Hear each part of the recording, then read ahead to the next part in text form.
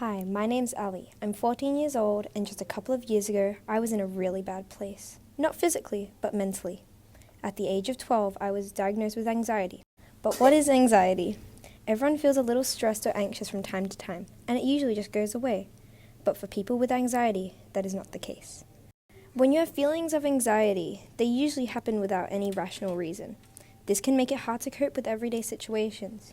This is why it is vital to seek help as soon as possible. Back then, when I was younger, I didn't know that though, so it was really hard for me to move on. At the age of 11, I remember always feeling stressed about little things like my schoolwork, my social life, and if I had enough money to buy my favorite pie from the canteen, even though I knew I did. I didn't think much of it though, because who doesn't worry about that? Eventually though, it started to become much, much worse. When I moved up to high school, my family had also decided to move to another home, leaving me friendless and lonely at school. In the beginning it was going good. I was talking with my classmates and socializing during lunch. Eventually though, I noticed some people giving me some weird looks. It's not like they were trying to look offensive, but in my brain, alarms were going off. Deep down, I knew that it was nothing and that all people look at others for no reasons besides, I can see you. But my brain didn't recognize that.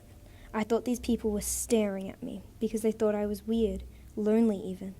I began noticing it more and more, and sometimes found myself shrinking away, trying to hide from these strangers' piercing eyes. I became so afraid of others' opinions of me that I started to avoid as much social contact as I could. I'd sit at the back of the classroom, work in the smallest groups of projects, and spend my lunch break doing homework. I became so engulfed in what people might think of me that I forgot to think about the people who already cared for me, my friends. Thankfully, though, that was what saved me. My best friend at the time, Bob, had noticed something was up and had a good heart-to-heart conversation with me about social anxiety. I was a bit angsty at first, but he didn't push it. Soon, though, Bob got me to open up and realize that the hole I had dug myself in wasn't a new safe house to get away from my uncertainties.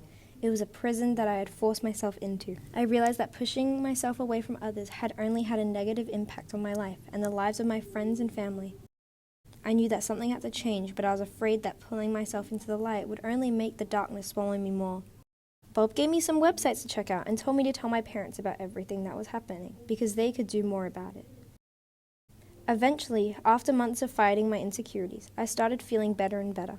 Others seemed to notice the change as well. People would smile at me in the hallways or say hi to me as they passed. Life was good, and still is to this day. But even though my battle is over, others are still struggling. That is why over the course of the next 2 videos, we would like to show you how to help your friends when they're going through a tough time, just like Bob helped me.